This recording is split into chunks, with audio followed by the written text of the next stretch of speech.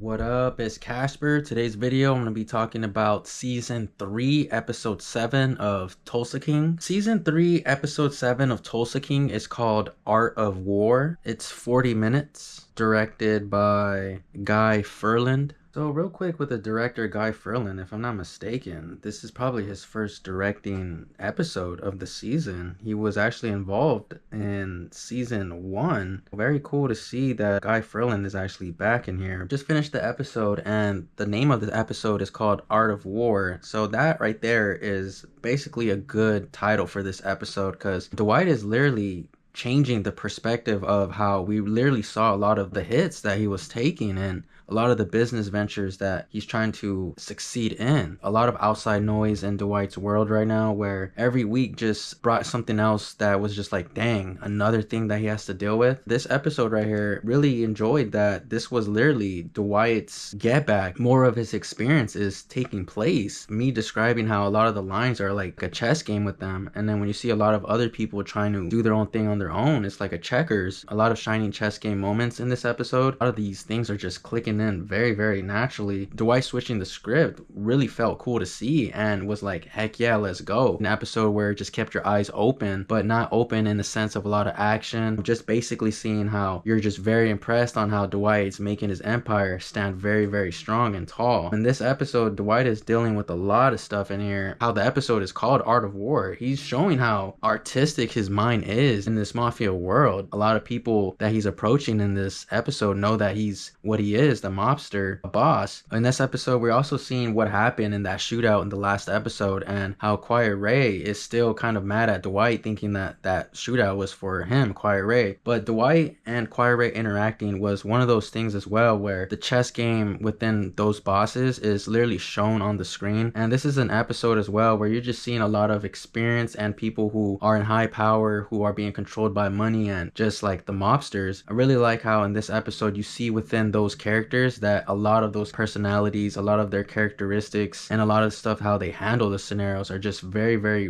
realistic. Like you could sit in those moments. Dwight figures out that Quiet Ray is basically trying to set Dwight up still, even though that hit wasn't for Quiet Ray. Dwight somehow is telling Quiet Ray like, hey, let's work on different ventures, work on other businesses besides this bourbon one. You're kind of doing a little bit too much, kind of just putting your nose in areas you're not supposed to. But Quiet Ray, you know, he just basically expects Dwight to just hand him over that business in a way of just getting the money. So it's just very interesting how it progressed from Dwight just telling Quiet Ray, hey, just ignore the bourbon, let's do other business somewhere else. It's going to be interesting to see that how Quiet Ray really kind of did accept the fact that Dwight can put himself in other ventures and Quiet Ray's on board with that. Very interesting to see how that conversation went down. Dwight's dealing with so much in here. Now, the fact that Dunmire has that attorney general under his sleeve, Dwight literally shows up to the attorney general's work area. Dwight literally is telling the attorney general, work for me, I would definitely treat you a lot better than Dunmire. Dunmire is somebody that think he has too much power and can't be touched, but I'm Dwight and I'm nobody to be messed with. Direction wise, that was just an awesome way to see how Dwight really played that very clean. If you were to break down that scene, you could definitely see how Stallone is just having fun in those moments. Those are just moments right there where you just want the whole set quiet and let Stallone's acting shine. Dwight ends up kind of getting the attorney general on his side and it disturbs Dunmire 1000%. And now Dunmire is doing his thing in here where he ends up basically attacking the attorney general because he finds out that the attorney general really ended up switching sides to Dwight Manfredi. But the attorney general being involved in that bar, Dwight's bar, very wild to see that all that scenario of Cal Thresher being there, Cal Thresher trying to get more push in the political world and seeing that the attorney general's there as well, but all of it being in the bar, honestly a wild choice to have it there. What a great setup, what a great way to show a lot of the grimy stuff of just that scene in general. The attorney general being at the Bread to Buck was crazy to see because the gambling in my eyes, you know, stood out to me because I'm seeing how Dwight is literally giving this attorney general all this money and seeing how a lot of the betting, the gambling is being done in that episode. This is definitely happening in real life, just like the breakdown of how casinos and restaurants like this are basically handling their business. Very interesting point. That's the way I'm looking at it. Just a lot of craziness if you know what I mean. Overall, Dwight did a crazy setup for the Attorney General. Very cool to see how Grace was involved in there. Dwight is just flipping the script. This dude is literally handling every scenario in this episode like a boss. To set up the Attorney General, putting Cal Thresher in that spot as well was hilarious. When Dunmire showed up, that was just a wild thing as well, because there's a lot of moments between Dunmire and Dwight where you put yourself as like you can handle those moments, and when these lines are just being said, you're like, how would I react to that? And then when the lines show up on the reaction part, it's like, whoa, that was on point. Dwight Manfredi is showing Dunmire like, hey, you can't mess with me at all. And Dunmire is very, very pissed. But the acting for Dunmire is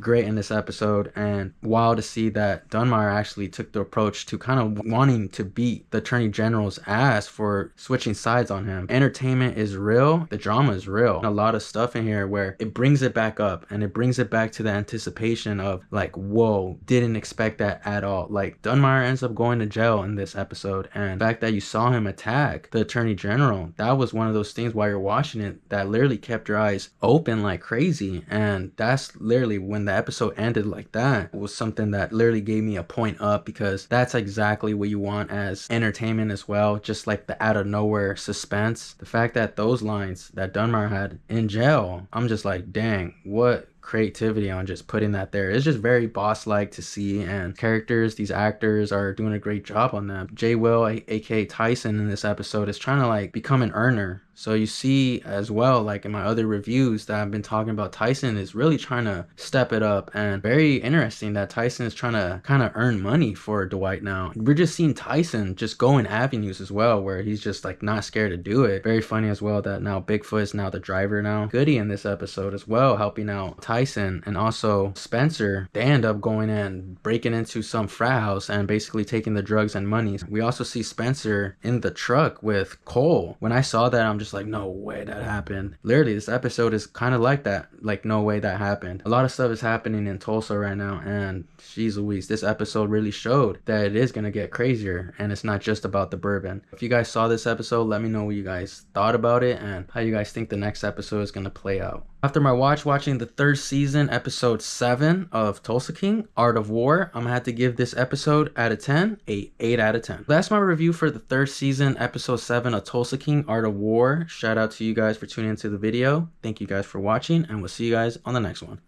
Peace, y'all.